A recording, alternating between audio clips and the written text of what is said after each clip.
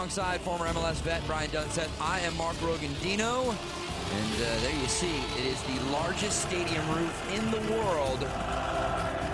67,000 capacity here. We take a look at the starting lineups. We begin with Saudi Arabia. Al-Naji in goal, and then it's Abdullah, Takar, Hassai, Suleiman in the back, Atif, Al-Shaloub. He'll be the playmaker for Saudi Arabia. Khalid Ahmad on the left. Keep an eye on him up and down the flank. And then up top, Faisal and Al-Harsaka. And you can see the wide shots here in Saudi Arabia and Iran. A little bit of a different formation here, Brian. Ramati in the back. Then it's Gholam Majad on the right. Hosseini, Ajili, and Zari on the left. Nikoman and Teimourian, the Fulham player in the middle. Then it's Razi, Shozai, Zandi, the three-prong attack with Hashimian up top all alone. Hashimian, the 32-year-old, somewhat of a target striker up there for Ali Dai's side. And so these teams have not met in 7 years. Last time they played a 2-2 draw in the 2002 World Cup qualifying, and actually you have to go back to 1997, the last time they played here, and that was a 1-0 win for Saudi Arabia over Iran. It is Saudi Arabia in the all-white kits with a little bit of green trim, and we are set to kick things off here. Our referee, the Australian Mark Shields, to handle the duties on this one. And you can see a packed house here tonight. Kind of a bit of surprise. The Iranian national team coming out in their red kit, really not known for wearing their red. They really don't like it, although their only World Cup win came against the United States wearing the red. But overall, it's not their lucky kit. They really don't feel like it gives them the best opportunity when they step on the field. But for Ali Dai's men tonight, heading into Jeddah, it's going to be a very difficult task.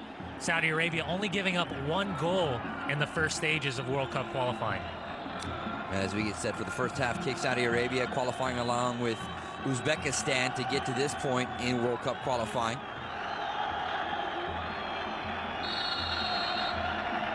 First half action is underway. As I mentioned, it is Saudi Arabia in the all-whites with a bit of green trim, attacking from left to right across your screen, while Iran, 46th ranked in the FIFA World Rankings in the all-red kits, attacking from right to left. Once again, it's Brian Dunseth and Mark Rogandino here with you for this one. And Iran looking for some possession here in the early going.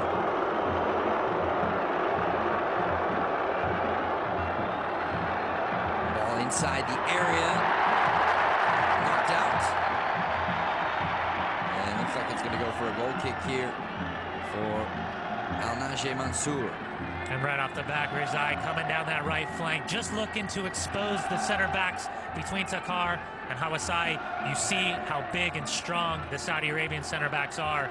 But with the darty little runs from Shojai and Rajay, just from in behind the forward Hashimian, it's going to have a tough, difficult time picking and choosing when the center backs step up and when the defensive mid drops back into support. Looking for the head of Al-Harthi.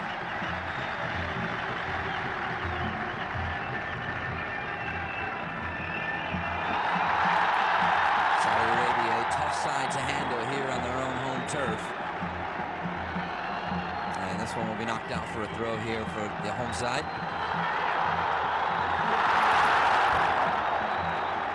Long chance going through the other way, but missing. And you just see the speed of the offensive side of the attack for Saudi Arabia between Al-Shaloub and Atif, the number 8 we just saw coming through the screen.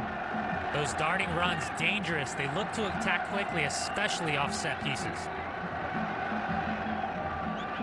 Well, when we showed you the formations, you could see that Iran lining things up a bit difficult. Brian, you think that might make it tough for them in terms of the midfield? Because a lot of numbers in the midfield for Saudi Arabia. Well, in the media lately, Ali Dai, the former striker, international goal scorer with 103 international goals to his name, now as a head coach, and being criticized in the media lately for not recalling Mehdi Matavikia as well as Ali Karimi, 2 players between them with over 212 international caps. So it's a bit of a young formation. Really a lot of emphasis on the attack for Iran, but a lot of inexperience for the most part. Yeah, aside from Hashimi and the 32-year-old up top, most of the players in their 20s. Bin-Sultan trying to find his way inside the area, but a whistle comes in, and a free kick here for Iran. And between Aguili and Hosseini, the two center backs for Iran, you're going to have to be very, very cognizant of playing close together. Right there, we just saw the speed of the number 7 for Saudi Arabia, Bin-Sultan, how fast he is, how darty he is. So just the mentalities, you got to stay close together, really close down those spaces, force everything wide. This is Ramati to put it back in play, long ball forward. Saudi Arabia converges and back to their goalkeeper.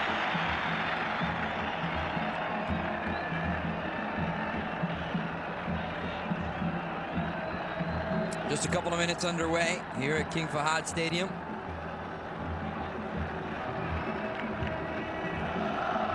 And scoreless so far. We've seen a couple times already here in the early going that Saudi Arabia content to bypass the midfield. Now Iran looking to come back the other way, and a whistle. Free kick as Tukar. Looked like he got a little too much contact there.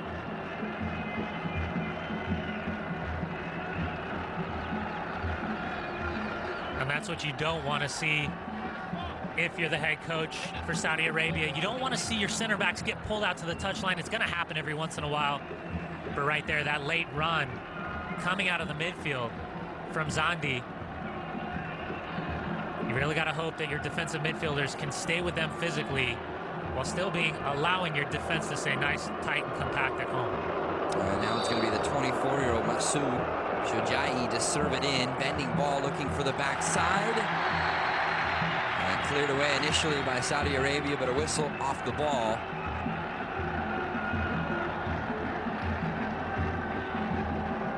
So they'll send it back the other way. And you see the number 5, Aguili, running back, having a conversation with the referee. Really known as the most dangerous player on set pieces for Iran. Big, strong in the air, and 15 appearances, already has 4 goals internationally to his name. Saudi Arabia finding a little bit of space here.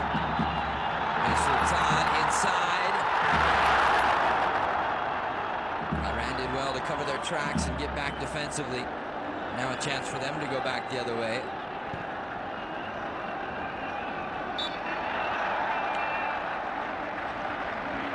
Much rhythm to the match so far. We've seen a couple of whistles interrupting some of the forays going forward.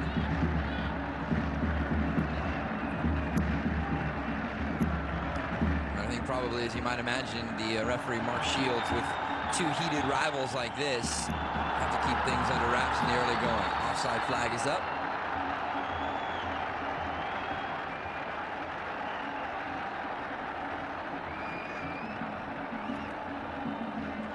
Take another look at it. And you just see the center back, the captain, Agali, push up right at the last second, making sure he's in line with Gholam Ajad and Hosseini. It's a good trap to pull, especially when you're on the same page early in the match, letting your forwards know that service has to come early from Saudi Arabia, or the back 3 from Iran is going to push up quickly and pull you off sides. Touched out wide to the feet of Suleimani Hussein.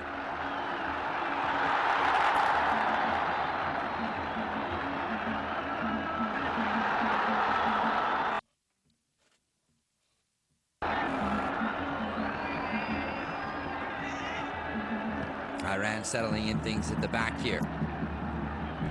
Gholam Nejad on the right side.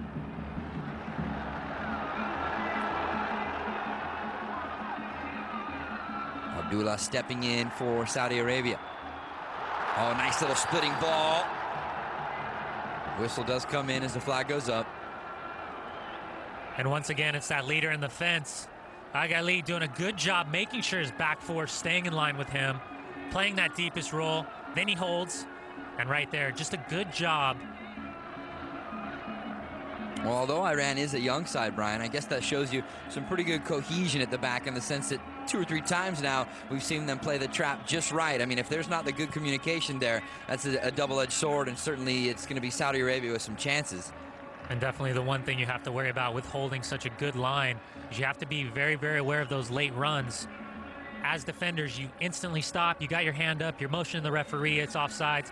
But if that ball's played through and you get that late darting run through the midfield, you're stood still, offensive player runs through, and we've already seen Al-샬후브 and Al-Tef, how fast they are. Just a simple ball, a little chipped over the top. Maybe that on-running play will break that offsides trap early. That along with 빈-술탄이, he's had some nice runs diagonally to get the ball into space, just been in the offside position a couple of times. Shojaei with the service inside the area. Still loose here for Iran. The chance, far side, deflected away. Does the whole match just have hits like this?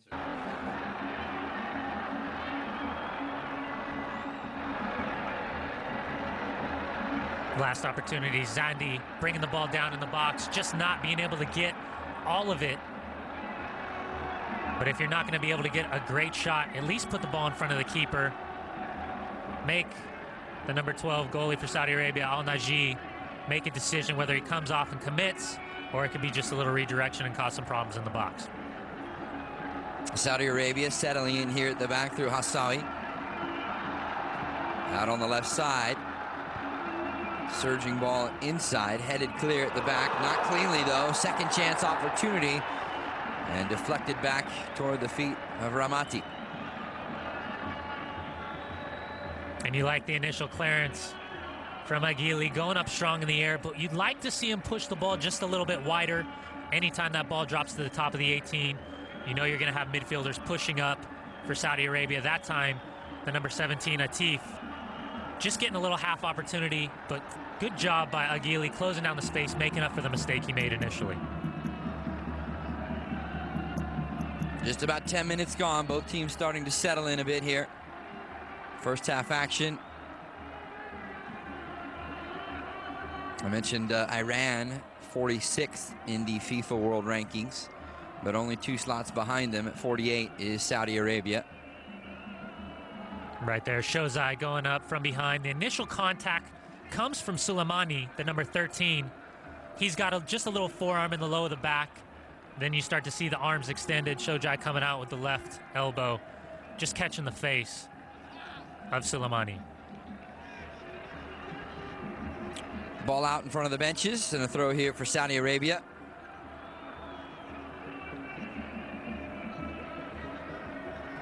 Abdullah to put it back in play.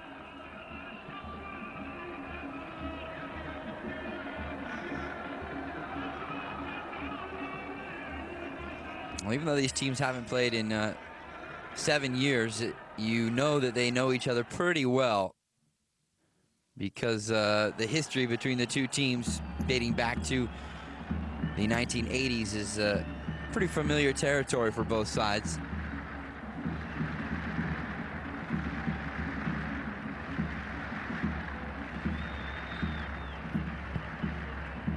In fact, in 2001, the last time they did play, I mentioned the score, a 2-2 scoreline, and the coach now of Iran, Ali Dai, did have a goal in that one. Left side, see if Saudi Arabia can build some attack here.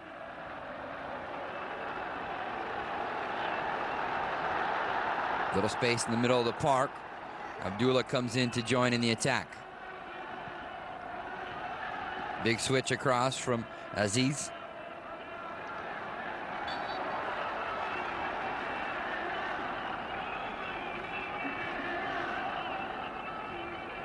We're starting to see more rhythm for Saudi Arabia go through the defensive midfielder Aziz. We see how much ground he's been covering in the first 12 minutes, getting the ball off his feet, looking to switch, looking to combine. But for Saudi Arabia, the success they're having is that playing and moving in the midfield, fast, quick passing, and looking to expose the back line through the speed of Ben Saltine and the number 11, Al-Harthi.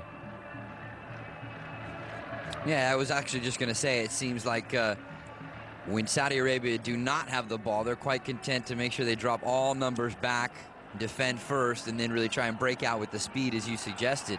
Whereas Iran, a little bit more possession-oriented, trying to play through the midfield a bit more, at least so far. When you see the way Saudi Arabia collapses quickly, you get that initial pressure from the defenders, and right there you see 2 defensive midfielders kind of dropping back, just floating back into a smart starting position.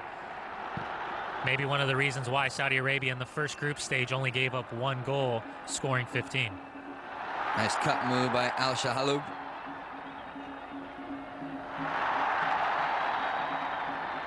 And now Saudi Arabia trying to penetrate inside that offensive third.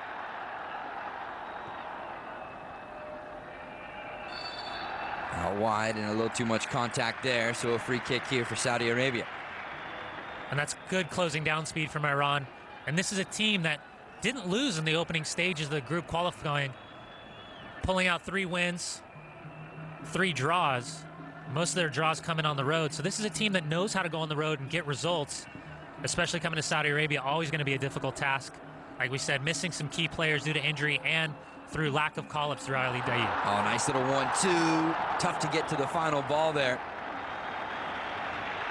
But it looks like Saudi Arabia will have their first corner as Mohammed Al-샬후브가, the 27-year-old, good little give and go here. Well, that's what it's really about, playing and moving. And you like the idea right here that Al-샬후브ga gets his head up quickly. He's able to take those touches and keep possession.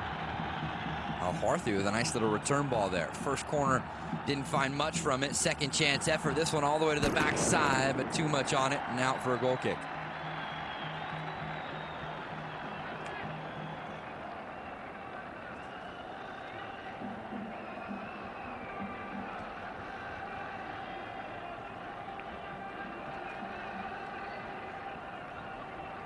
Almost through the first quarter of an hour, scoreless between Saudi Arabia and Iran.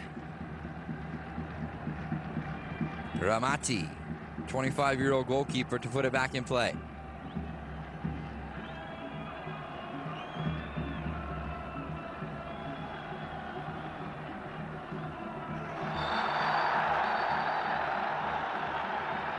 Hard tackle there against Otaif, earning his 13th cap today. Really a creative player in the midfield. Nice little piece of skill from Otaif, and you just see the leg, the lunge from Hashemian comes through strong.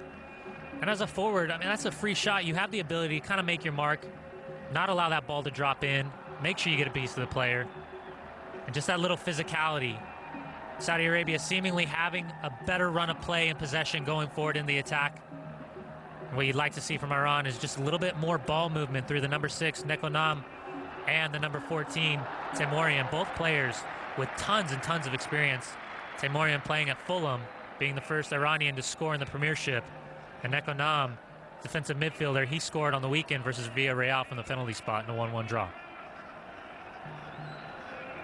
Yeah, for Iran, in contrast to Saudi Arabia in the midfield, I mean, they have some players that play for some big-time clubs. A couple of players on Osasuna, you just mentioned Teimourian for Fulham.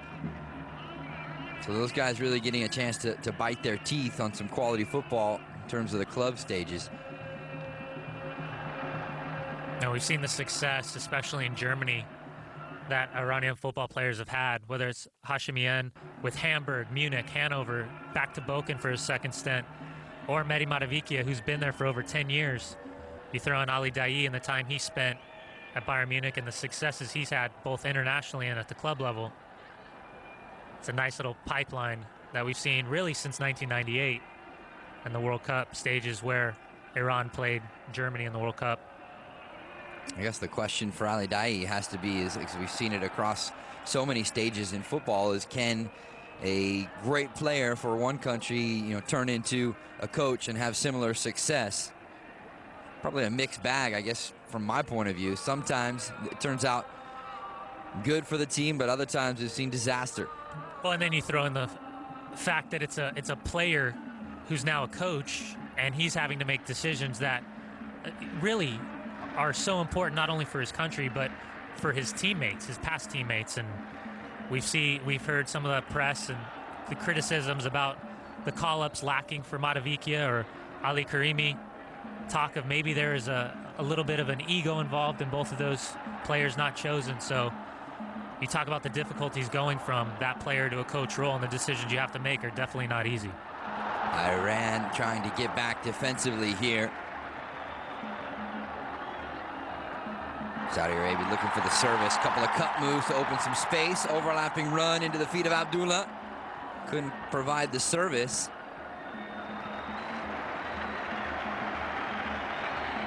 And And just a blind clearance from Iran at the back to give away a throw.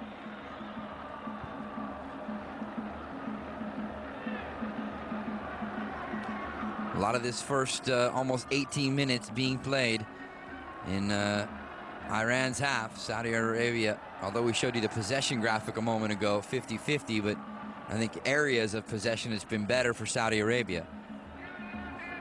Tukar.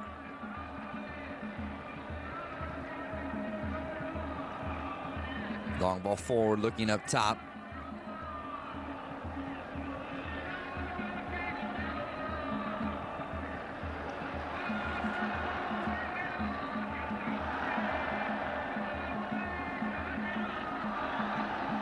Hint of a foul, but no whistle. Iran plays through it.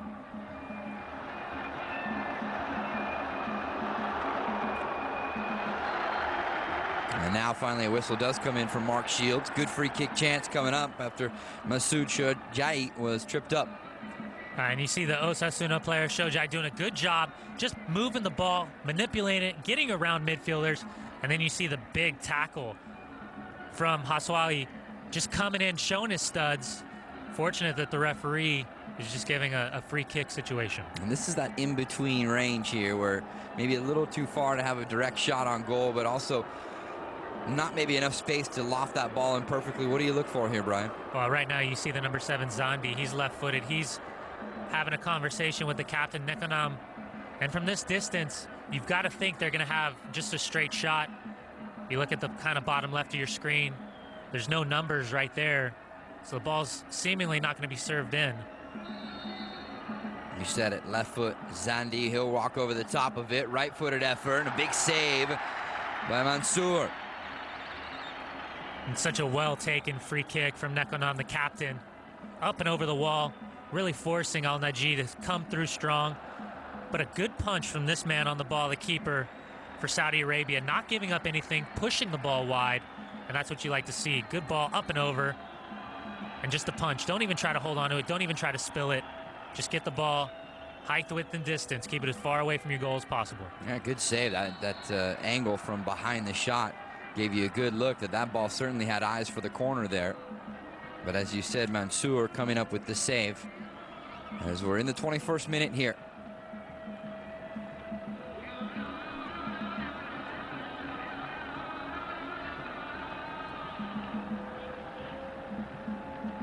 We've made mention a couple of times, Brian, about Ali Daei and what he's trying to do with Iran. But on the other side, you have Nasser Al-Johar, the caretaker coach for Saudi Arabia right now. And he seems to be the guy that anytime they kick one coach out, he's the guy they bring in the meantime. Yeah, and he's a guy that's definitely not happy with the way his job's been presented. Very, very vocal about wanting to become the full-time head coach. And we saw just after the first round of qualifications, Saudi Arabia is not afraid to pull the trigger and make changes. So it'll be interesting to see after the result of this match, if it's a positive one, if Al-Johar is able to keep that title and take away the interim tag, or Saudi Arabia once again brings in a new coach, new philosophy, new choices, and a little bit more of an upheaval from a team that's seemingly done extremely well on the first stages and is pretty much in the last 4 World Cups qualified. Not handily, but pretty easily as far as qualifications are concerned. And obviously the word around amongst Saudi Arabian soccer fans is maybe not sure what would be the best result here, because a win might secure things for Al-Johar as the coach, or there might be some more turnover should they not come up with a good result against Iran here today. Wide near the line. Big ball to try and spring the attack over the top. This might be the chance they're looking for. Bin-Sultan cuts it back onto his right foot. Calls for a penalty.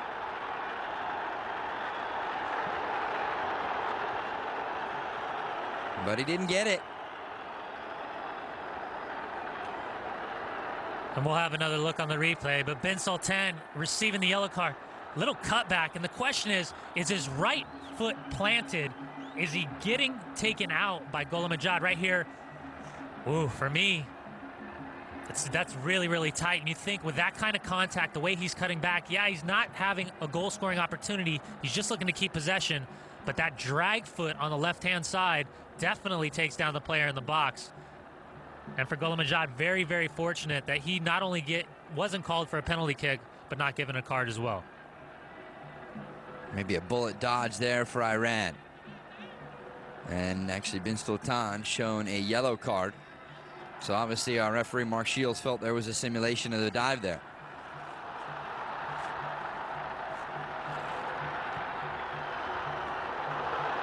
Here comes Saudi Arabia. Long distance shot deflected on its way in. Al-Harthi tried to fire it in with the left foot. And that's what you like to see. We've seen so much possession in the middle third by Saudi Arabia. Ball movement, quick passes. Right here, once again, the replay. You see the contact. It's that cut foot. Watch the right foot. Left foot from Ghulam Ajad takes him down. He's going to look for any foul in the box. But for Saudi Arabia, start pulling the trigger from distance. See if you can get the center backs to step up, close down that space. Then you might have the little darting run from either Al-Jalhoub or Atef opening things up. Zandi playing it into the feet of Rezai. Far side. First chance is deflected away. Follow-up chance maybe for Hashimian. Not this time. Soccer fans, reminder for you, MLS Saturday on FSC continues. The Chicago Fire and New York Red Bulls, 8 p.m. Eastern Time, 5 p.m. on the West Coast. Join Todd Grisham and the rest of the Fox Soccer Channel crew for the pregame and postgame. And, of course, the Fire and Red Bulls in between. First corner for Iran. Off his line comes the goalkeeper. Didn't play it that well. And Mansour got away with one there. Yeah, you said it. Al-Naji off his line right there. He's got to ask his defenders to do a lot better. You see the captain, Suleimani, not bodying out the forward. If the keeper comes out, he's calling it. You've got to at least get near the attacking player, put a body on it, make it difficult, and do whatever you can to not allow contact with your keeper, because he's exposed, he's coming out, he's got to get to the ball if he's coming off his line. At least get a touch to it and change the trajectory of the ball coming across, but he took a clean whiff at it. Tukar back here for Mansour. Little chip over the top looking for Abdullah.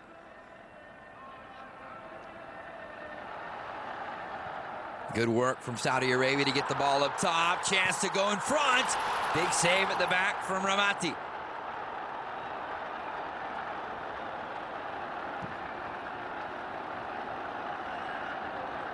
Bin-Sultan, he was shown a yellow moments ago for the chance for a dive maybe, according to referee Mark Shields, but this time he gets in behind, but it's a big save from Ramati. And right here, Bin-Sultan in one-on-one. Great save. But you see that ball a little, when we talked about the high line of defense, Iran's been pulling that offsides trap. Great save by Ramati. That time, Aguili, the captain, early, we've seen 3 good offensive or defensive lines drawn. That time, Aguili, he was the problem. He stayed back. That allowed Bin-Sultan the opportunity to get in behind. The far post was wide open for Bin-Sultan, but trying to sneak it in on that near side. And as we said, a good save there from the 25-year-old keeper Ramati. Iran maybe coming back the other way with a chance of their own, but not this time. Disrupted. And a long clearance back the other way. And for Iran, it's really been the quality of service in that final third. There's a look at the former international leading goal scorer, Ali Daei. On the other side, for Saudi Arabia, Al-Johair. But for Iran, it's that last service of the crosses, the balls in the box. Not enough pace, not enough accuracy in that last cross coming from the defensive midfield, Nekonam. Just definitely not what you like to see, especially with the opportunities breaking down Saudi Arabia, not coming at a premium.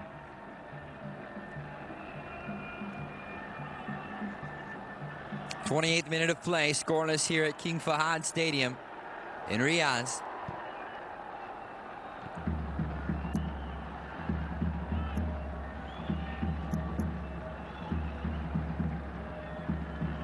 These two teams stacked up in Group B along with North Korea, South Korea, and the United Arab Emirates.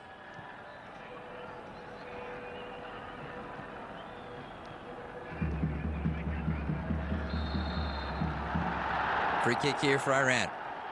We're just not seeing the same ball speed in the midfield from Iran that we are seeing from Saudi Arabia.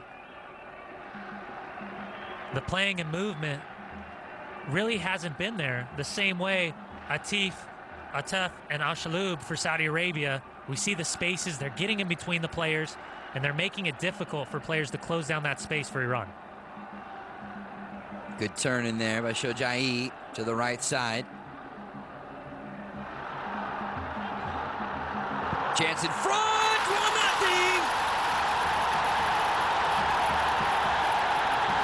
Al-Haruti finally breaking through, and the celebration ensues.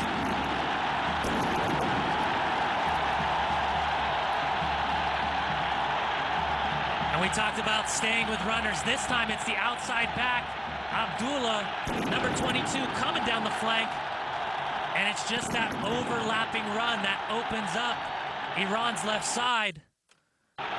Not staying with the runners. Great little layoff. Ball cut up to the top of the 6. And right there, great finish from Al-Haruti. And you have to ask the question, why is he allowed to create that much space away from Hosseini, the number 4?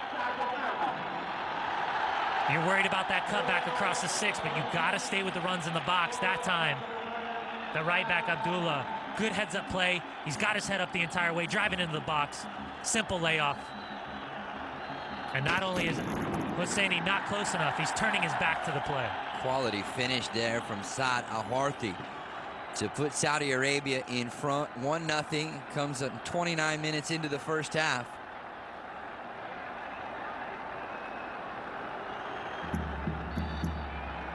As you said, Brian, Abdullah with a nice overlapping run, picked his time correctly to get forward into the attack.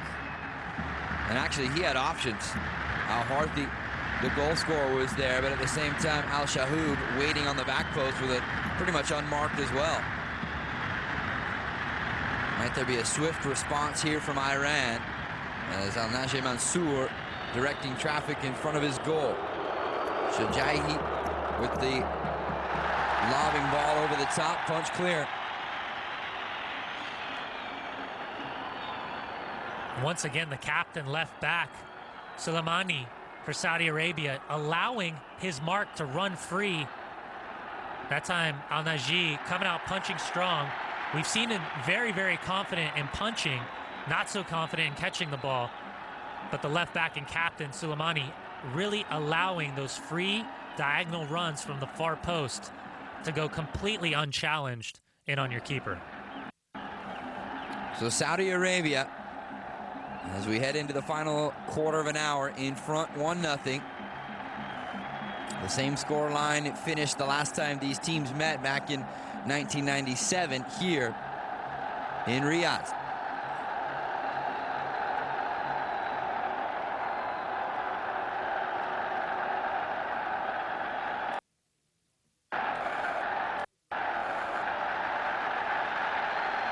Mansour smothering that one inside his 6, and good distribution out to the right side here.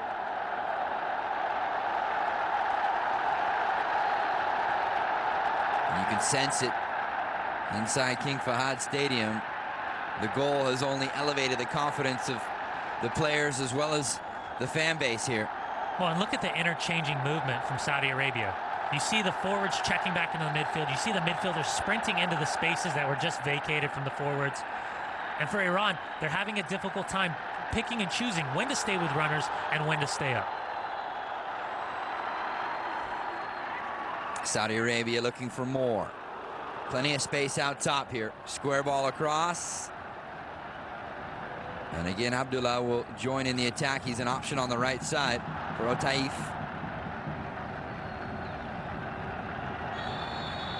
Hard tackle by Takar.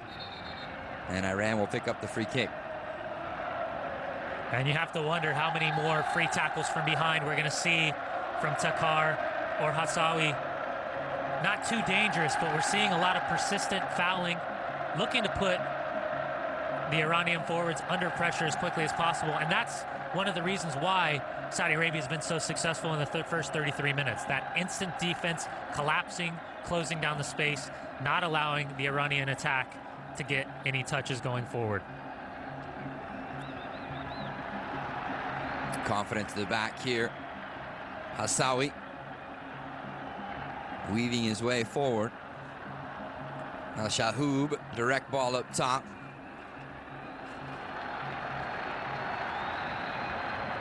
And here once again is Otaif. What a luxury it is to have your forwards dropping that far off. You see how high your defense is pushing up. You're condensing that space. You're actually making it easier, seemingly, for the Iranian midfielders to close it down.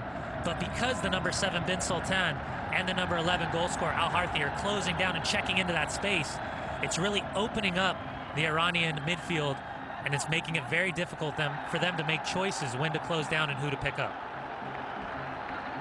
The captain, Suleimani, coming forward there, trying to create some space on his own, and eventually running out of real estate.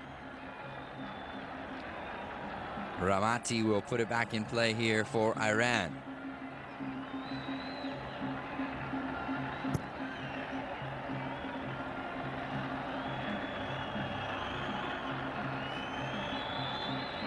We made mention that 1997 was the last time these teams met here in Riyadh, but the last time that Iran beat Saudi Arabia was for the 2002 World Cup qualifying, and that was in Tehran in 2001. Good skill here from Al-Harthi. Little chip to try and push it through. Off his line there is Ramati.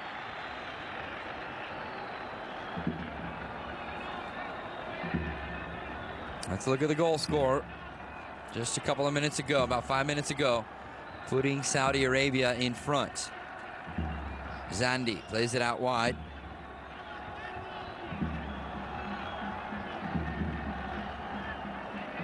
When you look at the preparations for this match, Saudi Arabia having 3 games leading up to this, with friendlies against Paraguay at home, a 1-1 draw, actually a 2-0 loss to Sampdoria, where Antonio Cassano scored the winner in the 86th minute. And then last Saturday, 2-1 win at home against Qatar. On the other side for Iran and for Ali Daei, they had a 1-0 win on the August 28th against Azerbaijan, and then spent the next 2 weeks in a training camp in Quiche. So the train of thought is it better to have a few more games, get that match fitness, get your little technical issues out of the way, or go into a more honed training camp where you can focus on training sessions every day rather than the match fitness and the game experience? Well, you're the former player, MLS vet. You tell me what you would prefer. I think anytime you have the opportunity to play games, it's more important than just practicing, warming up, shooting, crossing, doing those little things.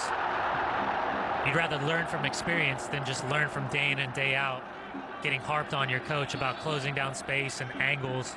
You'd rather have that 11 versus 11 challenge. Because from your perspective as a former player, in practice, you rarely ever get up to that game speed, right? It's very rare. I mean, every once in a while you'll be able to, but more than anything, you're trying to think about how you can finish this day out, get home, take your legs up, especially during a training camp situation. You're more isolated more than anything. Iran trying to search for a way to get inside and penetrate that final third of the field. Looking for the switch there from Hosseini. Not much coming.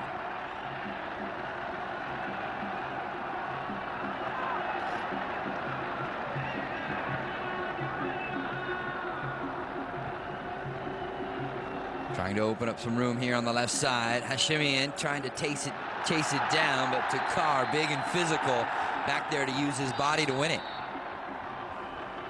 And that's what's been impressive by the two center backs, Hassawi and Takar. They're playing a movement off each other. When one checks, the other drops in, and vice versa. That time, Takar steps with Hashemian. The initial check, Hashemian spins out. Takar can drop back into that space. Hassawi just covers him, beats him to the ball, closes down the angle quickly. and then absorbs the foul from behind. And Hashemian has not seen a ton of the ball here in the first half. You figure you want to get the ball into your forward's feet and have him find an opportunity to have some overlapping runs, but really he hasn't seen much service from the midfield. Yeah, you're really starting to see the Iranian midfielders collapse. Player down at the back here for Iran. What you'd like to see ideally is Shojaei pushing up right underneath Hashemian right there. You just see a little bit of a face to the top of the head. Aguili, the big center back, coming through strong, and he's been great in the air all night long. Just a little bit of suspect on that one line he drew. Ben Saltine in one-on-one on Ramati right about the 25th minute. But because of the movement off the ball from Saudi Arabia, it's starting to pull the Iranian midfield back further and further and further. That's why we see once they get the ball, a little bit more stagnant, don't have the dynamic runs to open up space. And then Hashemian is up top all alone, and we see the strength and power and speed from the two center backs from Saudi Arabia, making it difficult.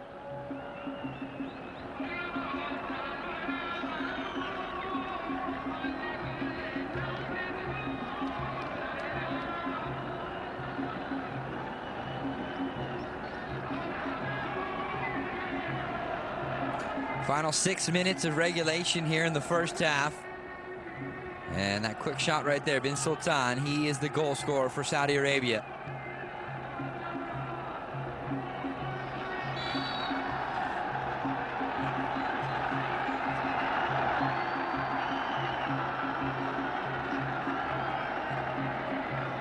Another physical challenge between Hashemian, this time the number 2, Abdullah.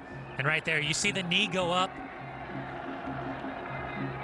And for me, it's dangerous because Hashemian's got his knee exposed, but he's looking at the ball the whole time. He's not looking to draw contact with the defender, and that's just an unfortunate challenge from the right back. He goes up, he's exposed, he's challenging the ball, arms up, wide open, and he just catches a knee right in the lower rib hip area. Well, that's one of a number of things that FIFA really has been focusing attention on over the last year or so, is players going up in the air, trying to clear space with their elbows. In this case, obviously, as you mentioned, Hashemian with the knee exposed to try and clear some space. But I think you made a good point. He wasn't looking for contact, paying attention to where the ball is flighted the entire time. And I think that's something that the referee really has to take in mind. We've seen hard challenges throughout the match. Mark Shields doing a great job.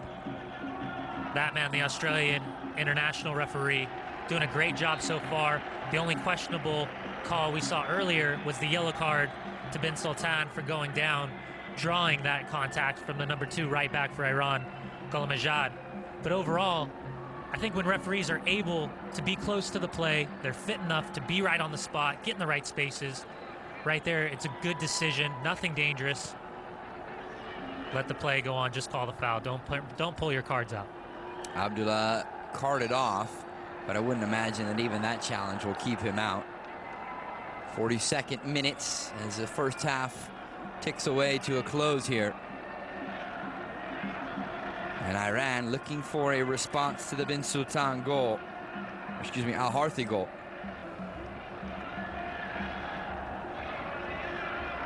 And you see Iran very content in the midfield to keep possession, that middle third. It's right now where they're getting the ball. Can they get that same type of possession in the attacking third, near the top of the 18? You see a good, solid starting defense right there from Saudi Arabia. So they're looking to force everything wide. So this is where you got to have a little bit more of individual skill for Iran and a lot more running off the ball to create the opportunity to make those passes from both Mekonam and Temorian, who really haven't had the same influence on the game we've expected them to have with that international experience. Zandi with a nice little move here on the left side, but he couldn't get back on it. And there is Abdullah back on the field at the right back spot. We showed you the possession meter that continues to tick here in the first half. We also gave you a glance at it around minute 20, and it was 50-50 at that time. And now Saudi Arabia has stolen away a little more possession in this latter half of half number 1. Slight advantage, 53 to 47%. And it's such a deceptive thing to see anyways. I mean, if you take the game for what it is right now, you'd have to say Saudi Arabia, as far as more important ball percentage, it's going to be in the attack. Iran, more of the midfield third to defensive third. They're doing a good job. That's Saudi Arabia just started getting back defensively. But overall, you'd have to say in the first half, the run of play and chances are really going Saudi Arabia's way. Hashemian playing it into the space. Might they earn a corner here, Iran? Not this time. Yeah, it's almost like you have shots and shots on goal. There needs to be time of possession and then possession in a dangerous spot, or a possession in the offensive third. Exactly. Mansour will put it back in play, trying to keep this 0 on the board for another couple minutes here to finish up half number 1.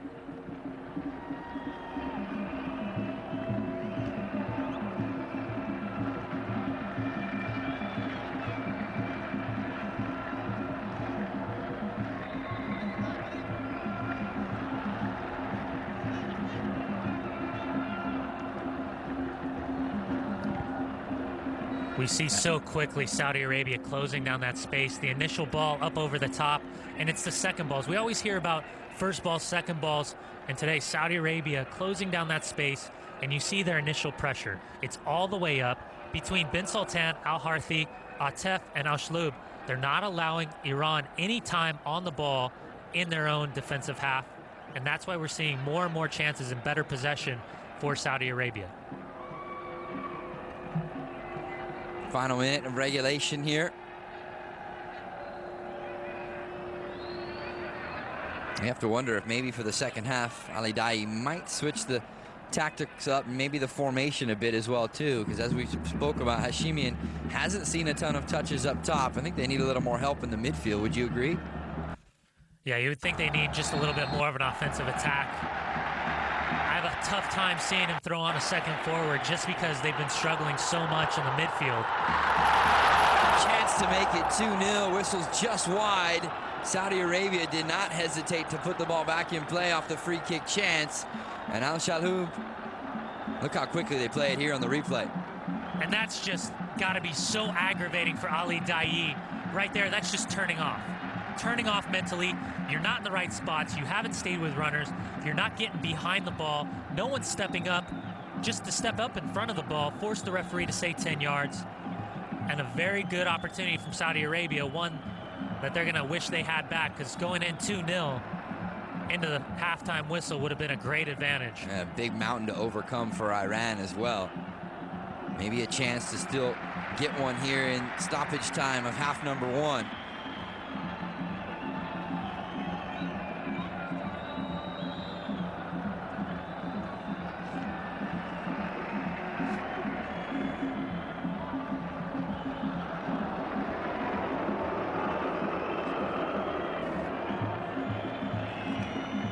Better half chance right there from Iran. And you see, because of the defense closing down so quickly, you're going to have to get those quick opportunities off your feet, not allow the ball to bounce, and just look to create something rather than have something be given to you.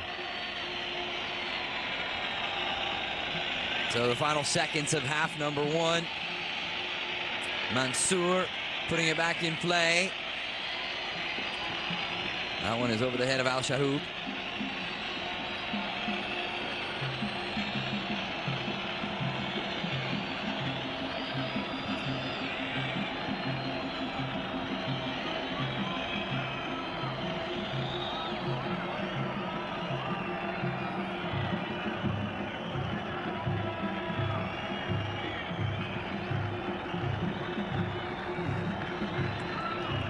Zareh up the left side.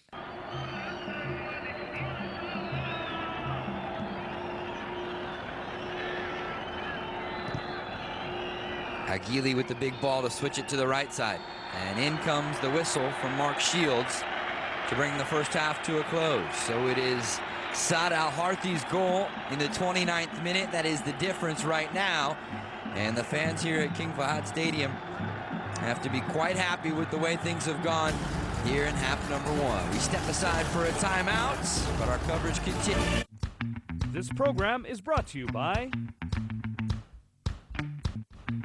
Eurosport and Soccer.com for all your soccer needs. What's it gonna be? You tell her you love her?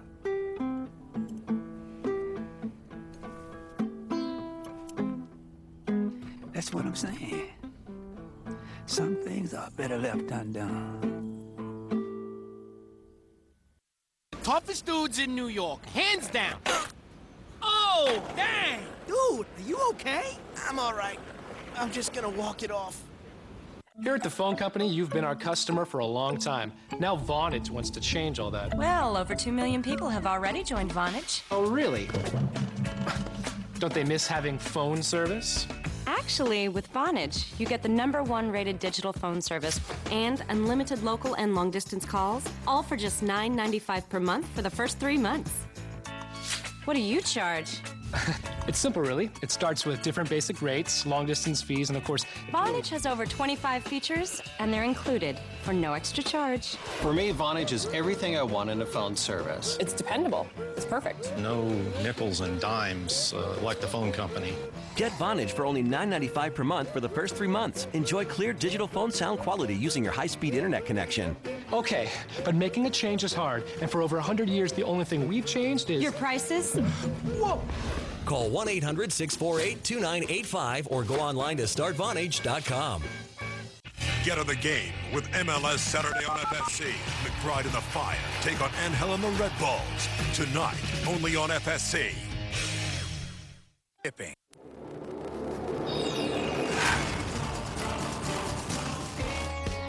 Reminder for you, World Cup qualifying continues. Coming up next is Bahrain and Japan. And later tonight, Ukraine and Belarus, all here on FSC.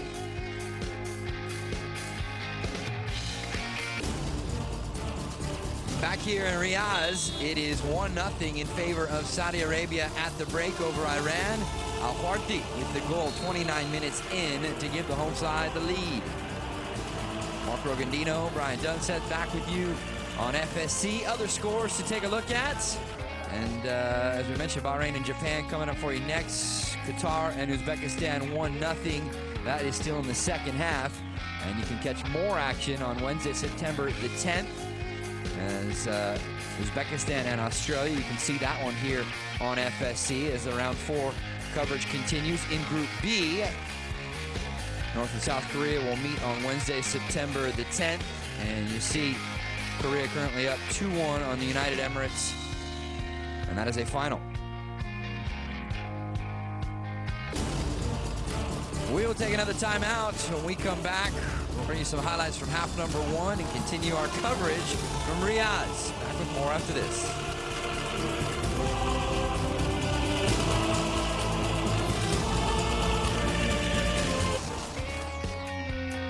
MLS Saturday on FSC. Chicago Fire and the New York Red Bulls in a heated Eastern Conference showdown. 8 p.m. Eastern Time, 5 p.m. on the West Coast on FSC. Fires continues, and the goal 29 minutes in by Saad Al-Harti is the difference right now. Time to hop in on the highlight train, and we pick it up in the first half action. And we didn't see too many opportunities from Iran, but a great free kick taken by Nethanan. You see the ball up over the wall. Great punch from the keeper. But then it was the offside strap breaking down, sneaking in behind Bin-Sultan. Great save by Ramati. You see he's got the idea. He wants to go right through the legs.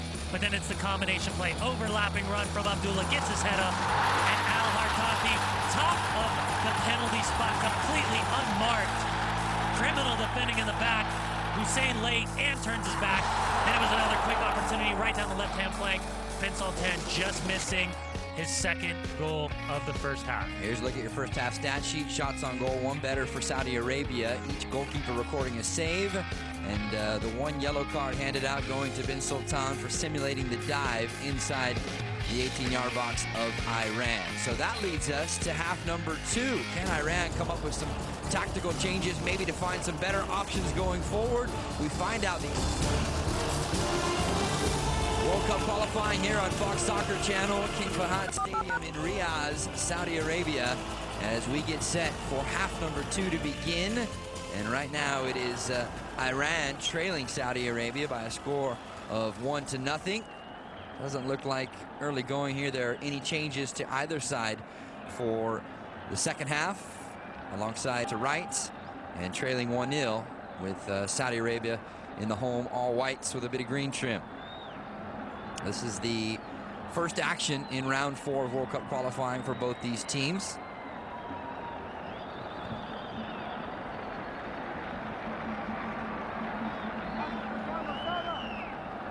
And before we went out to the halftime break, Brian, we talked about maybe what Iran needs to do in terms of maybe getting a little more possession in the midfield, and in particular, important possession around the offensive third. But if you're Saudi Arabia, do you just keep it business as usual and continue as you did in the first half? No, I think so. They've done such a great job defensively, starting positions alone, closing down that space. And it's really the quickness. It's been one of the surprises in the first half about how quickly they can go from defense to offense, getting the ball forward, supporting with numbers, and then when they turn the ball over, look at this immediate defense. They force the defenders to clear the ball. That allows them to drop in, quickly get the ball back, and it's not that high percentage passing that we're used to seeing from the Iranian midfield. Saudi Arabia back in possession here.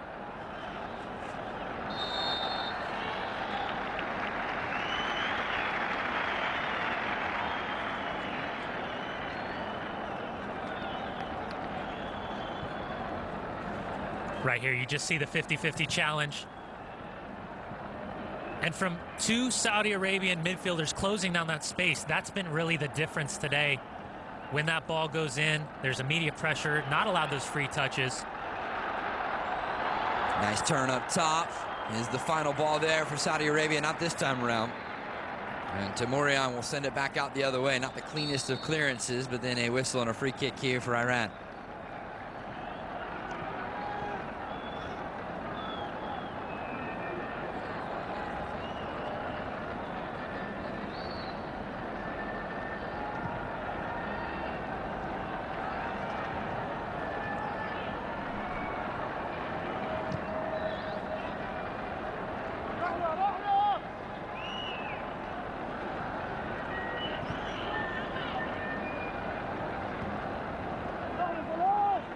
Right side here for Iran, trying to penetrate. This is better.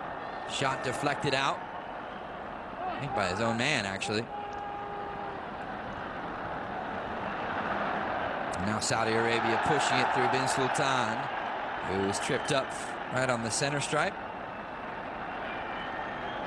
You see another lunging tackle from Agili, the center back. He's been so classy in the defense tonight.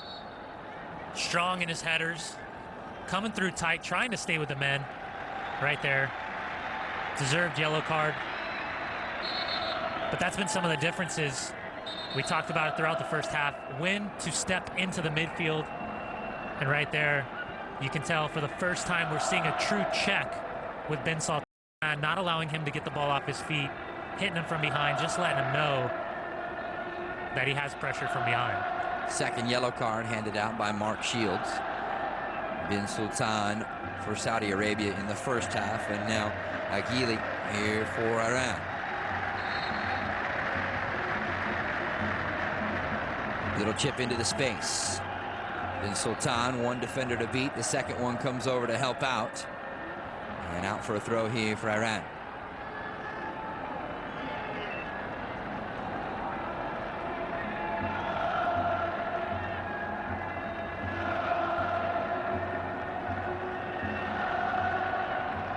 Zareh with the throw down the sideline.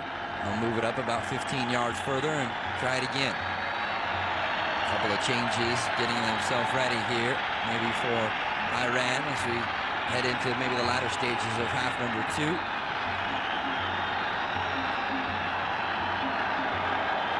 And the number 14, Kariri, one of the players that we thought we'd see in the start. Chance here for Iran to equalize. Down to his right. With the save goes Mansour. And the question is, why is the trigger not pulled the moment you skip past two defenders at the top of the 18-yard box? We've seen the ability of Iran just to get those half chances, but their inability to pull the trigger. And of course, right back the other way comes Saudi Arabia. Big service to the back post, just over the crossbar. goal scorer, Saad Al-Harthi, had a good look at it. And you see the late run coming from the top of the 18. Al-Harthi and Zarid just can't get there in time, but he's able to just put enough pressure from the outside right.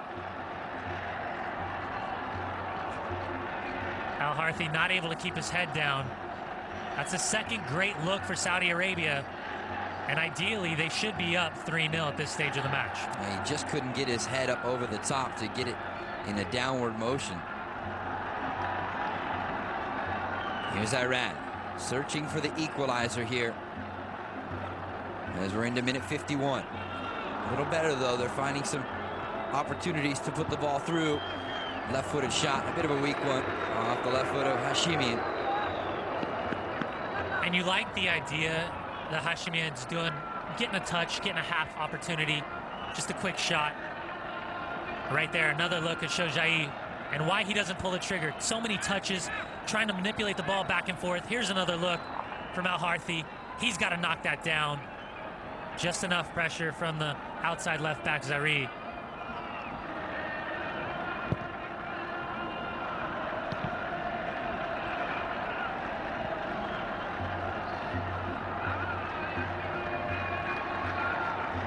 Hashimian with pressure there, and it goes out for a throw here for Iran.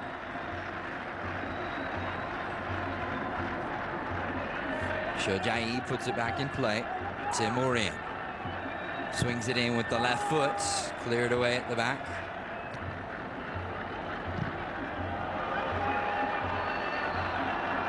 Long ball over the top. Al-Harthi will give chase. Pops loose here in the midfield. Al-샬후브가 couldn't come up with a clean touch. Second time around, though, he'll gather up possession here for Saudi Arabia.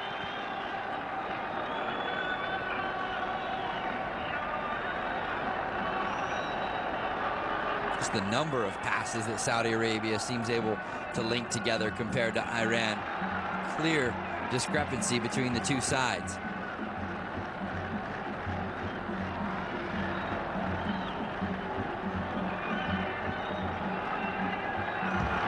Room to work as Abdullah came over to shut things down. Iran don't hesitate to put it back in play.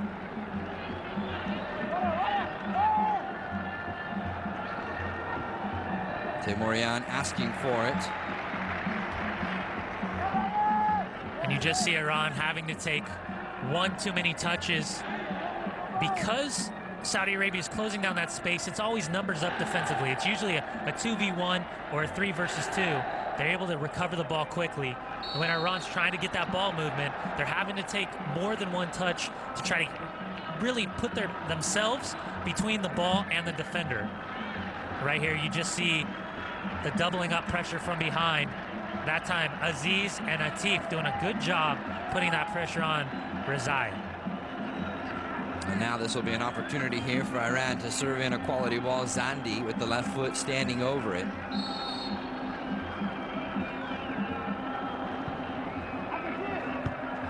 Headed clear by the Saudi Arabia defense. Is there a second look, though, here for Iran? Served in. Rezai serving it in, and the follow-up chance well wide of the target.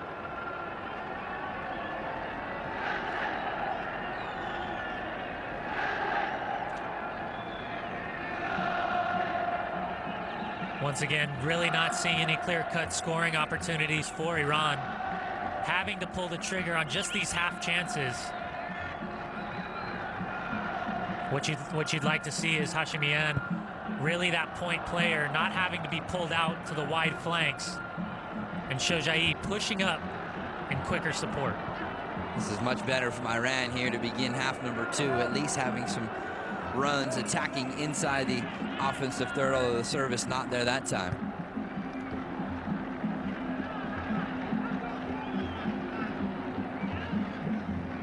With the way this game's playing out, you'd have to think the best opportunities from Iran are going to be from set pieces. It's going to have to be the quality of service, the hard, strong runs, really taking advantage of the size. And Mansour lumping this one forward. Aguili, first time clearance, flicked into the space.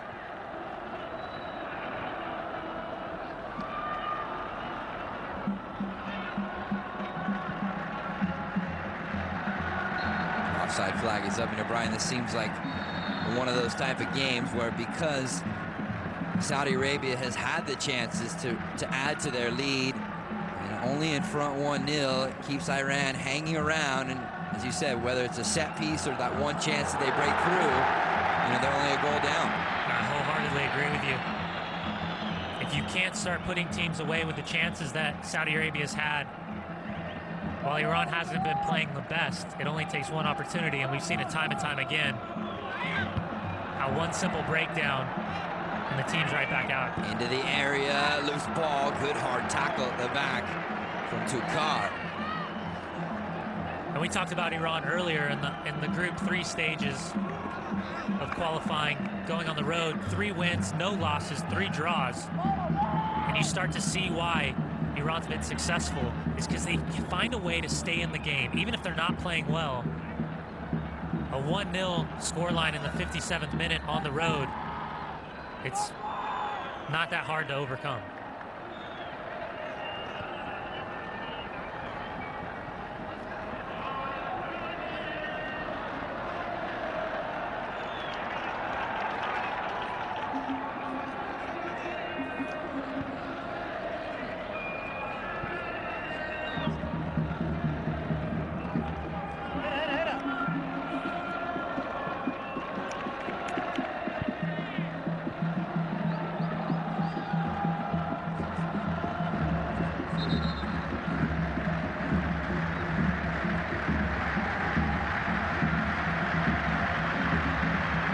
Mansour to put it back in play here.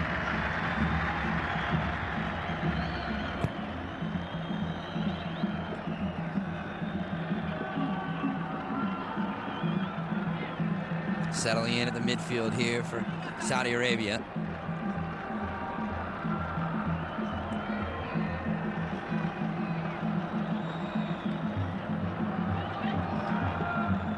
We're starting to see a little bit of a tactical adjustment from Iran, pushing up Shojai almost to a parallel forward spot with Hashemian. That initial defending line, that's going to allow breakdowns like this. The problem is, can you counterattack? It's 2 versus 6, and you see the closing down speed right there of Abdullah. You've got to be able to get the ball off your feet and then look to support quickly or get in behind. And for Iran, doing a better job in the second half, it just needs to be that final touch a little bit faster, a little bit quicker, and a little bit more precise. Well, I think that, along with the fact that in that case, Hashemian all by himself over in the corner, not really much help around him. Here comes Iran, though. Nice little surge forward up the right side. Rizai is looking for some support there, but instead he turns it over. And now Al-샬후브가 with the long ball forward. Good collection just outside the 18. Free kick here for Saudi Arabia. And Aguili's going to have to be careful. Already sitting on a yellow card for a tough tackle in the opening minutes of the second half.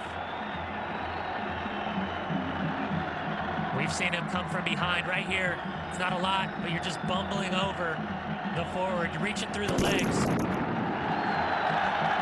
kind of just a silly time to dive in to the top of the 18. You're in that middle range distance, so it's a bit easier for a player to come over, strike the ball up and over the wall.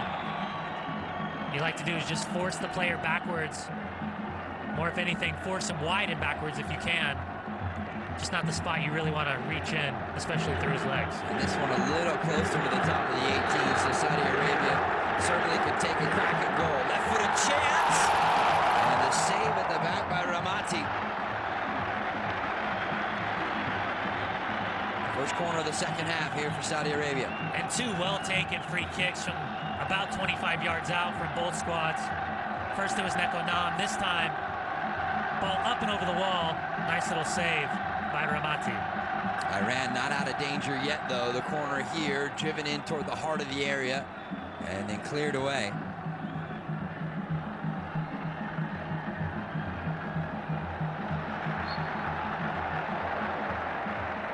clumsy challenge on the far side results in a free kick here for Iran. They quickly take it into the feet of Timurian. Big switch looking out wide, but an errant ball out. Right, there's a perfect example. If you have a good team defending mentality, you close down with numbers, especially if you have forwards that are willing to work off the ball. Not too often do you see forwards that are willing to run from behind, look to close down that space, but right there, just a little bit of a pressure forces the wayward cross, ball out of bounds, and you get the ball right back.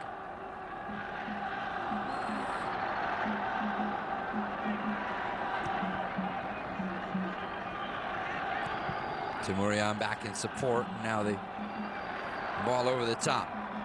Shojai.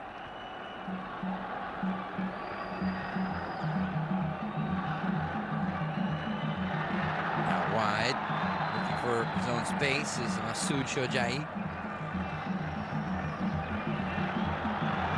Goes back to what you said in the first half, though, Brian. The minute that Iran get any type of possession, Saudi Arabia seemed to close things down so quickly, there's not really much room to operate. And it really seems like a fitness issue, which is the biggest thing between both teams. You're defending so much for Iran, having a really difficult time recovering the ball. Once you do, legs look a bit heavy. Here's another look, ball up over the top. Good little save, had eyes for the corner. And well taken from Al-샬후브.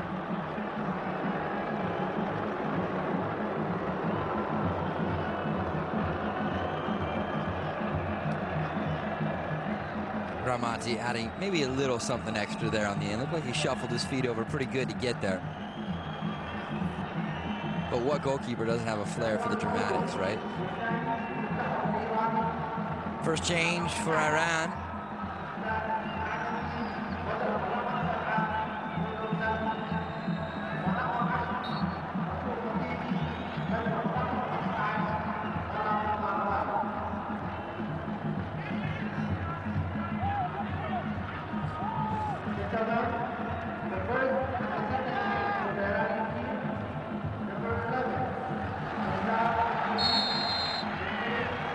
This one will go in favor of Saudi Arabia. As the tackle a little bit reckless there at the back.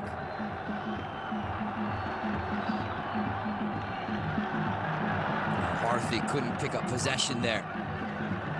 Iran looking for an opening here. They surge up the left side.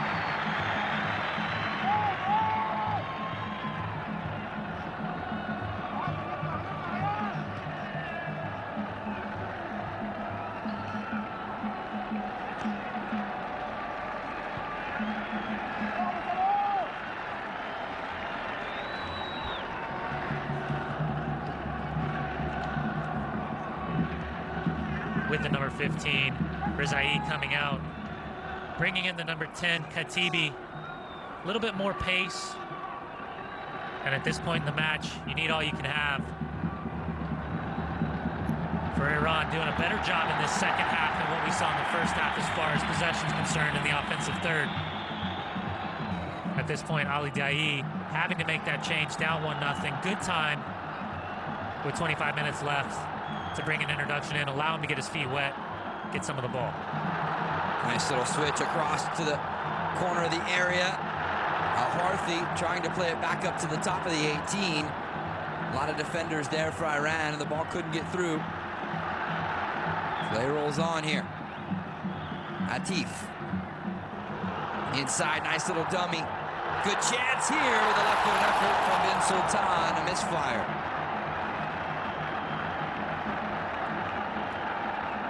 And you like to see your defensive mid, Atif, get all the way up, get into the attack, be the creator. And another good look right there from Bin Saltin. That should realistically be his third goal of the match. We've seen the breakaway. He got stuffed by Ramati. Then we saw the quick little ball from Al-샬후브 in one-on-one, and he pushes it wide. That time, great little first touch initially outside of the right foot, opens up the space for him. And instead of just hitting it laces, he looks to kind of spin it past the near post. And he actually puts a little too much on it. Meanwhile, we showed you the Saudi Arabia bench there, and it looks like Omar Al-Ghamdi getting ready to come in at some point in the next couple of minutes. Little pressure from behind right there on Atif.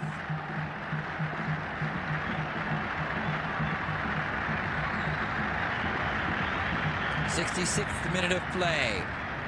Saudi Arabia in front still on the first half goal from Saad Al-Harthi, 29 minutes in.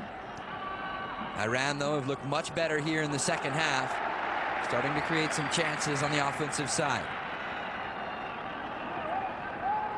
And you almost get that feeling that the longer Iran can stay in this match, that they're going to make their way back in this.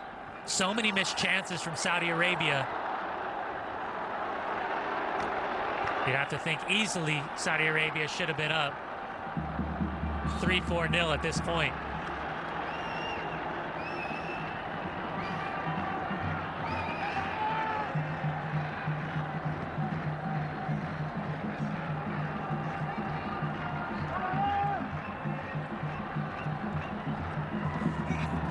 Chance inside. Mansour off his line.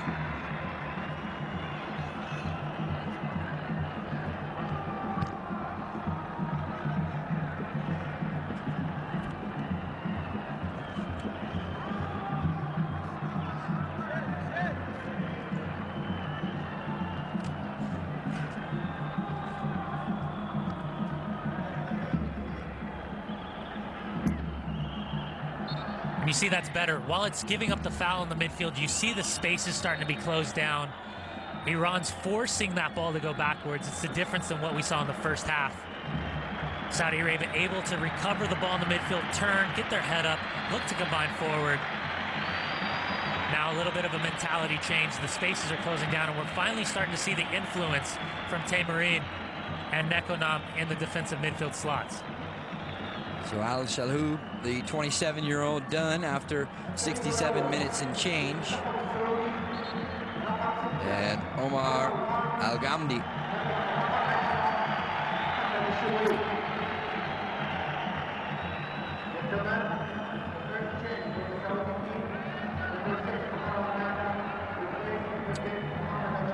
Al-Ghamdi, 29-year-old. Saudi Arabian will come into the match here in minute 68. Does that change the tactics at all, Brian? I think it's an interesting choice, because anytime you take Al-Jalhoub out, he's been one of your main creators. He's been a guy who's worked hard in the midfield, dug out balls, got his head up, looked to combine with Ben-Sultan and Al-Hathati. So the question is Al-Ghamdi going to sit back and defend more? Because you're going to lose that pushing presence in the midfield by taking out Al-Jalhoub. So maybe here for Al-Jawhar, maybe just a move to really kind of say, hey, we're happy with the one-goal advantage. We're going to focus our attention on defending here for the final 20 minutes or so. Or maybe that Iran is having such better possession. Maybe he feels like a breakthrough is coming. He needs a little bit more support. Look to close things up just a little bit more in the midfield. And another shot of one of the substitutes for Saudi Arabia that we might see in the next bit here, Yasser Al-Ghahtani. Oh, that ball slips through. Bin-Sultan has some pace. Left-footed effort. Over the top. And you have to wonder how many opportunities it's going to take for Bin-Sultan. Right here, he slips through. Good little challenge from behind. He's got his head up, but he doesn't force the keeper to make a save. He's got to put that ball on frame. Even if it drops for a rebound, a little bit of a save, you've got to hope that your players are following up. Al-Hathati in a decent position. But ball's over the top from inside the inside the 18-yard box. With that kind of look, just isn't good enough. And there is the aforementioned Yasser Al-Ghahtani.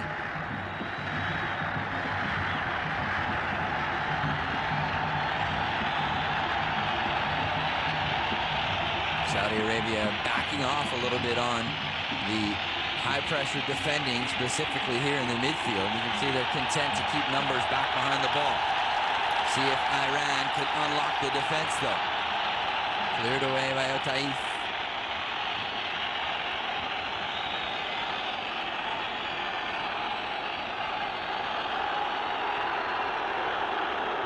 20 minutes remaining in this one.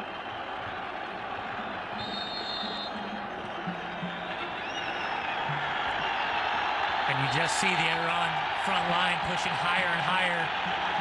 Zandi, Sojai really right underneath Hashemian. Right here, a good move, taking off Bin-Sultan. Really nothing he was going to be able to do today. He was getting the looks. Just wasn't able to put the ball in the back of the net. And you can hear the cheers from the crowd here at King Fahad Stadium. Might one of these two changes that Al-Johair made in the last couple of minutes have an effect on the match. Another player we thought we'd see from the start, Al-Kahtani. A player in a lot of circles is thought to be one of the best Saudi Arabian players. Surprising not to see him from the start. And maybe the head coach, Al-Johair, having a bit of a mentality, bring in more of a defensive-sided player, then bring in a full-out attacking player who won't have the same defensive responsibilities. More of a tactical adjustment, defensive to offensive, allowing your team to even itself out.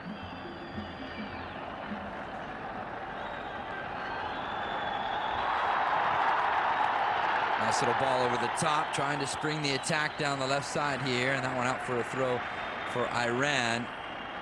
Monday, the 8th of September. Make sure you tune in at 8 p.m. Eastern Time live here on FSC. It is Fox Football Phone-In. Join Stephen Cohen, Nick Webster, the rest of the Fox Football Phone-In crew. Have your say, call in, email, text. That is Monday, 8 p.m. Eastern Time, live on Fox Soccer Channel.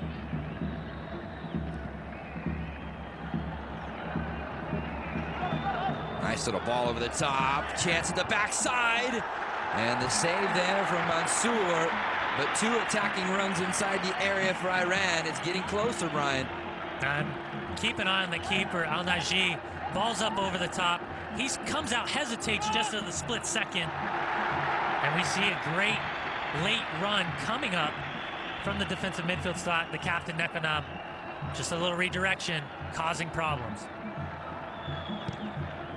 Wasn't exactly dealt with completely cleanly by Mansour, but he did enough to poke it away and eventually turned into a corner chance for Iran.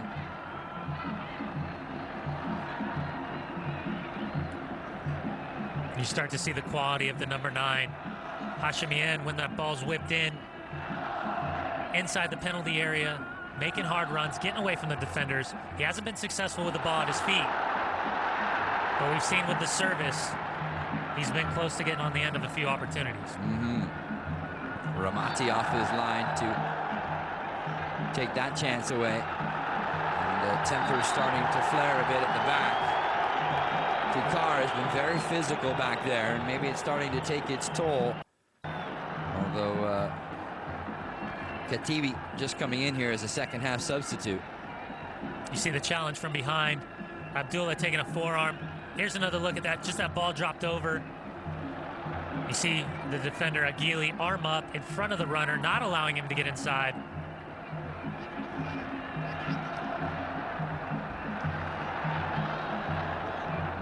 There again is that possession graphic starting to even back out. I think that's a pretty safe bet because Iran has picked things up here in the second half.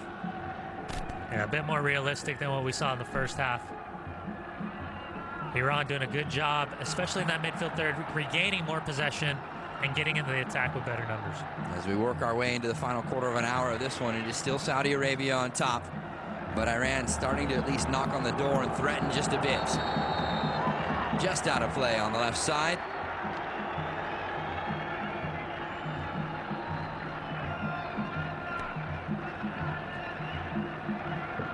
Ball just barely knocked out. That time by Al-Harteh. But that opportunity was the first time we've seen a 3v3 in the back.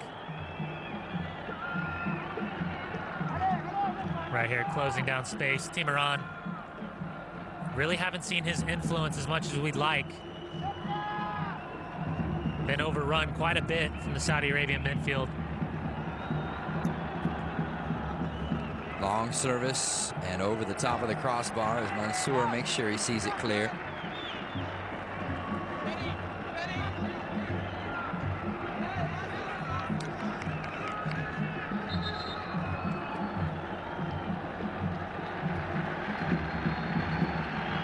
And another change here for Iran as Timourian, the 25-year-old, done here in the 76th minute. And Jabari comes in here.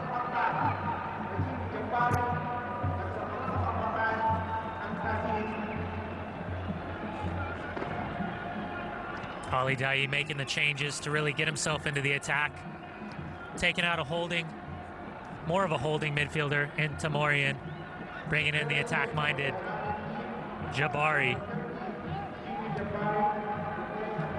Nice little tactical adjustment considering there's only 15 minutes left in this match. You're on the road. You don't want to be giving up too many goals, but if you can get yourself back in this game and get a draw on the road, get a result, it's going to be a good start for the qualification process. Second corner of half number 2 for Iran as that ball was deflected out. Mansour did his best to try and get the gloves to it to keep it in. Here's another look.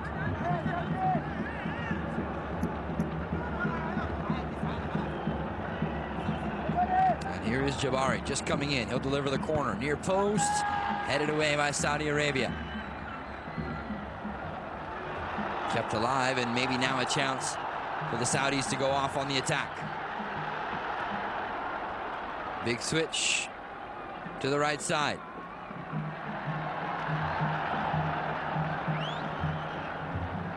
Gamdi had trouble bringing it under control there.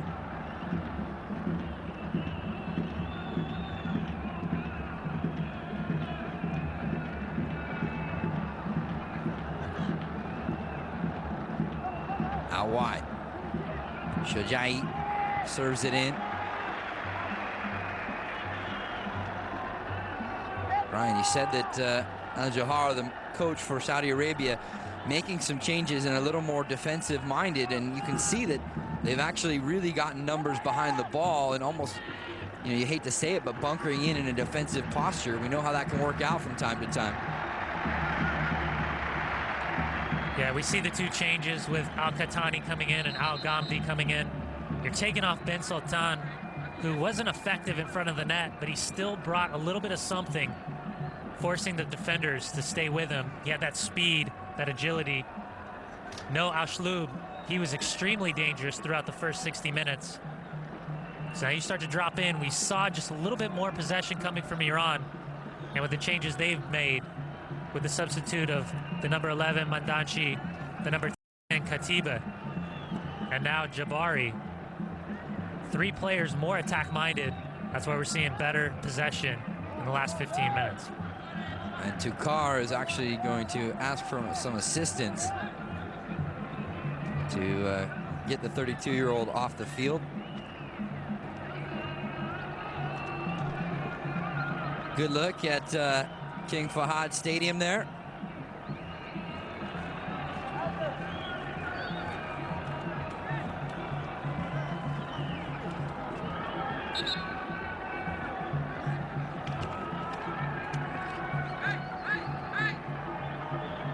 As we wind into the final 10 minutes of play here in Riyadh, and Iran starting to threaten just a bit more.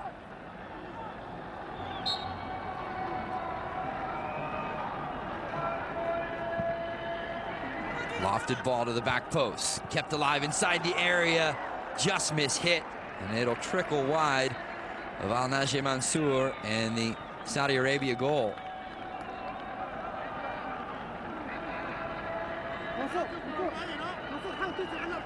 Once again, Iran pushing and pushing, coming closer and closer. We saw the number 9, Hashemian, just putting the ball down inside the 6-yard box. The ball's not cleared. That man, Al-Najeh, really shaky coming off his line. He's been great in the punch.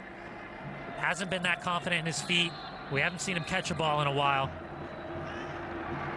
And it looks like a yellow here for the goal scorer, Al-Haruthi. And he's been having to moan at the referee last 10, 15 minutes. Anytime he's challenged around the box, he's going down easy. Right there, taking the yellow card for the handball. Nice little overlapping run up the right side. And miscommunication. Ball's poked out by the captain, Suleimani. And this will be fourth corner of the match for Iran, their third of half number 2. And once again, another bad decision from your captain, this time giving up the corner kick. We've seen him leave players unmarked throughout the first half. Here's a service in toward the near post. Loose ball at the back! Iran has pulled level.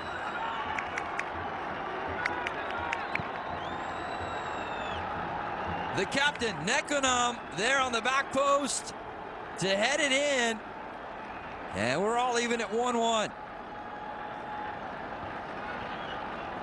We talked about it, leaving Iran just enough room to get back on the scoreboard when it should have been 3-4-0.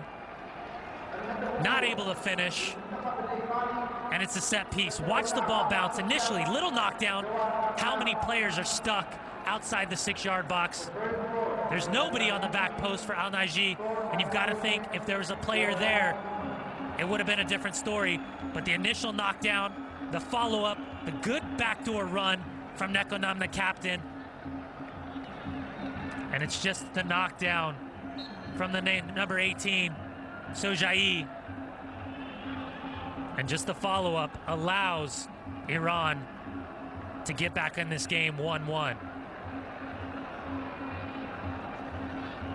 Tell you what, too, Brian, usually when you see that ball, Sojai did well to head it down. Usually on that ball, typically, you see a guy with a glancing header maybe popping it up a little bit to try and get it to the back post, but heading the ball down and right into the path of Nekonam, who did the rest of the work from there.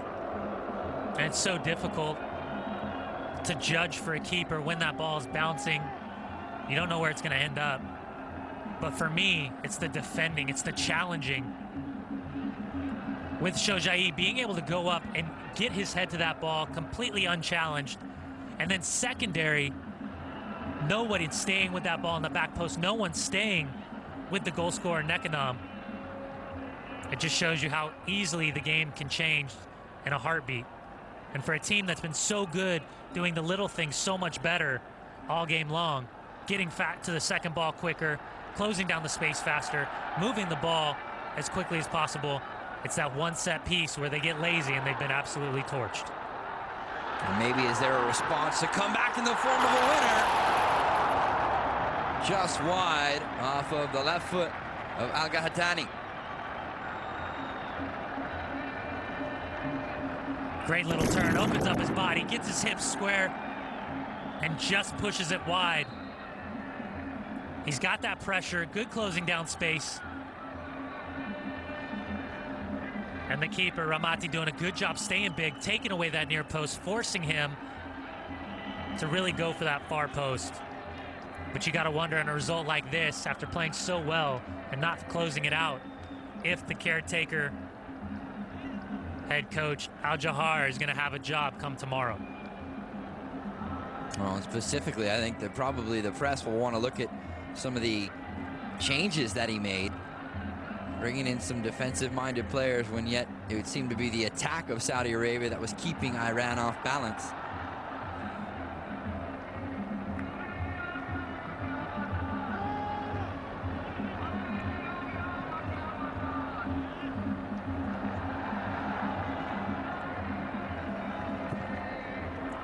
If you think about the decision-making process that Al-Johair, the head coach for Saudi Arabia, had to go through, you saw a little bit more of the ball in the Iranian midfield. But to make those substitutions so early, in the 68th and 70th minute, you're leaving 20 minutes for Iran to get back in the game. You start to drop deeper. You start to see more breakdowns. And we really haven't seen good possession like we saw in the first half for Saudi Arabia in the offensive third. Really spreading out Iran's midfield and defense, pulling out their players, and not having Bin-Sultan and Al-Jalhoub checking in, getting the ball off their feet, and then moving hasn't really forced Iran to stay with. Maybe a chance here for Iran again. And over the crossbar.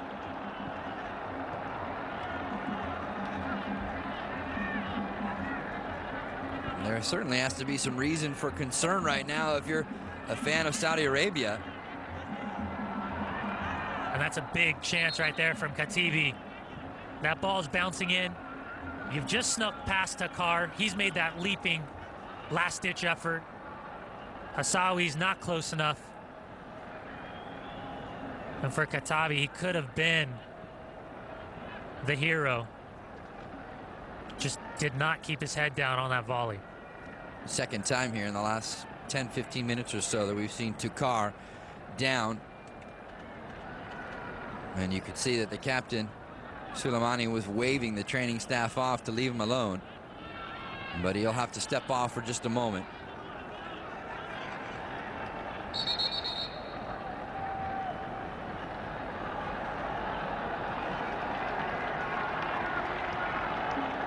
And it looks like a yellow card to Mansour for a little bit of the time-wasting tactics here, maybe hesitating to put the ball back in play, or did they give that one to Takar?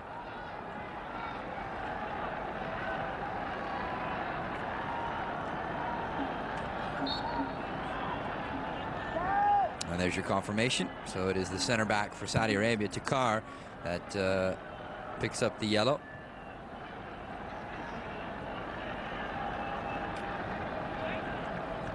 Will one of these two sides find a late winner here as we are into the final 3 minutes?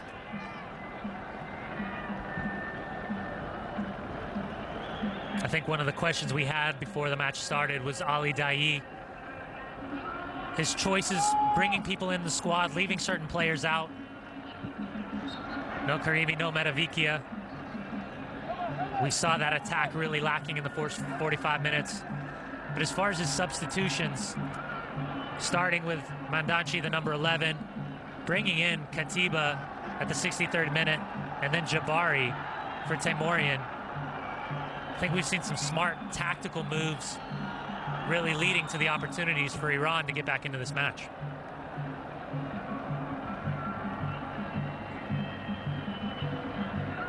And Iran now look like the more explosive team, the team that has a better energy level heading into the last couple of minutes.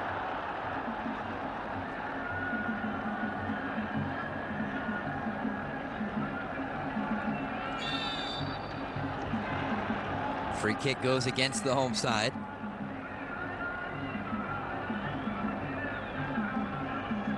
Nice little battle right here. You see Mandanci holding off Al-Ghamdi. Al-Ghamdi just trying to get to the ball. But you see the way Mandanci was applying his arm to the chest area, putting himself between the ball and the defensive player, and just able to hold him off. Hashimian trying to turn the corner there to make his way into that final third.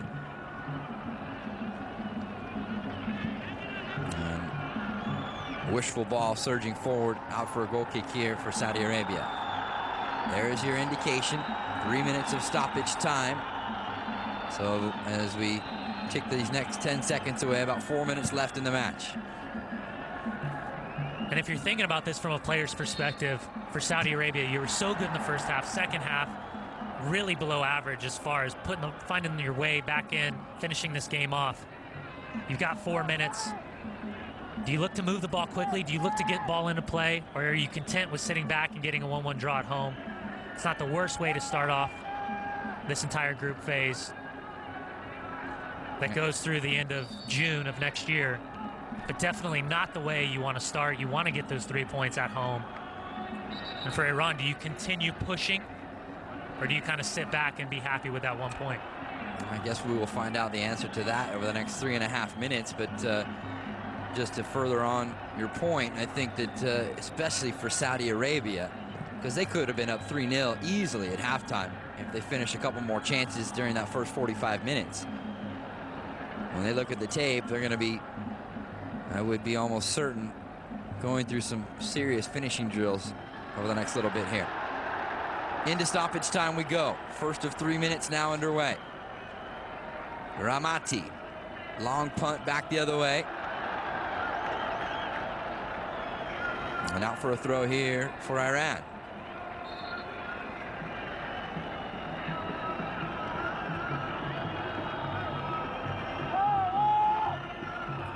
You can see some of the fans making their exits from King Fahad Stadium. As you mentioned, Brian, this is the first game in the round 4 of qualifying for these two teams. And both teams will have to wait a bit until they have their next qualifying matches. Saudi Arabia hitting the road on Wednesday. They'll be at UAE, United Arab Emirates. And then for Iran, they're going to be at home on October 15th against North Korea. Tomorrow's game, North Korea versus tomorrow's game, North Korea versus South Korea on Wednesday. That'll be an interesting match to keep an eye on. And it's a very, very difficult group with North Korea, Iran, South Korea, Saudi Arabia, and UAE. Really no pushovers in that group. The other group stages, Australia, Bahrain, Japan, Qatar, and Uzbekistan. You've got to think Australia and Japan are the favorites going through that stage. And again, we will have, as Madanchi showing a yellow card there, we will have several of the matches for you here on Fox Soccer Channel.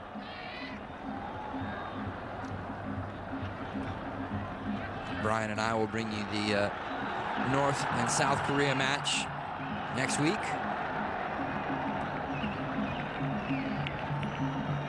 Into the final minutes of stoppage time here. Not quite as happy up there in the booth, in the box, I should say, as they were in the first half when Al-Harti, 29 minutes in, gave Saudis the 1-0 advantage.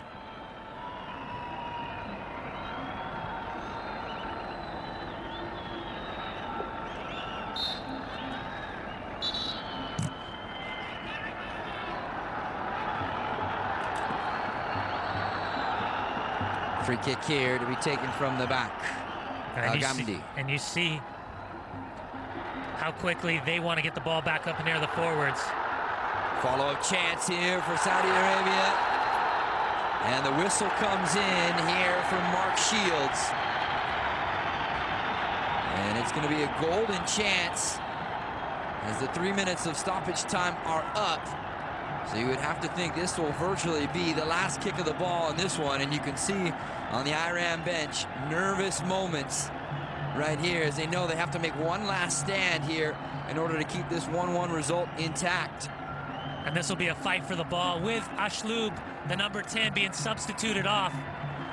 It's going to be between the captain, Suleimani, the number 13 left footer, and the number 8, Atef.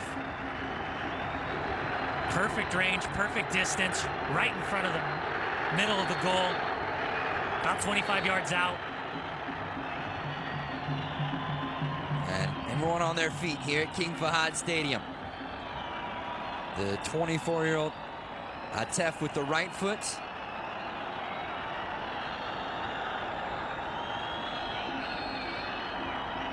And here it is. An extra minute already added on. Atef, big ball, well off target, wasted chance there. And in comes the final whistle from the Australian referee, Mark Shields, to bring this one to a close. And it is a 1-1 result. Brian and I will step aside for a timeout, but we'll come back to wrap it up in a moment.